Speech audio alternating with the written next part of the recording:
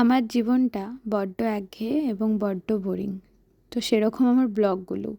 আমি সারাদিন সেরকম কিছু করিও না, আর আমার সেরকম কিছু করারও থাকে না ডিউটি ছাড়া। তো আমার এই ব্লগগুলো যারা দেখে তাদের বোরিং লাগাটা স্বাভাবিক। আমি সেরকম তথাকথিত কোনো কন্টেন্ট ক্রিয়েটর বা ইনফ্লুয়েন্সার নই। আমার খুব ভাল লাগে আমার জীবনের মুহূর্তগুলো ক্যাপচার করতে, আর সেগুলো মেমোরি হিসেবে আমি ফেসবুক বা ইউটিউবে পোস্ট করে দিই। হ্যাঁ, এককালে আমারও ভীষণ ইচ্ছে ছিল আমি ইনফ্লুয়েন্সার হব। সেই সালটা অনেক আগে, 2019-20 হবে। তারপর ওই ভূত আমার মাথা থেকে চলেই গেছে। তো আমি এই জিনিসটা ভালোবাসি, তাই আমি করি না। এটা আমার কোনো প্রফেশন না কিছু, এটা আমার প্যাশন বলতে পারো। আমার ভিডিও বানাতে ভাল লাগে। আগে আমি ক্যামেরা সেট করে নাচতাম এবং নাচের ভিডিও ইউটিউবে পোস্ট করতাম।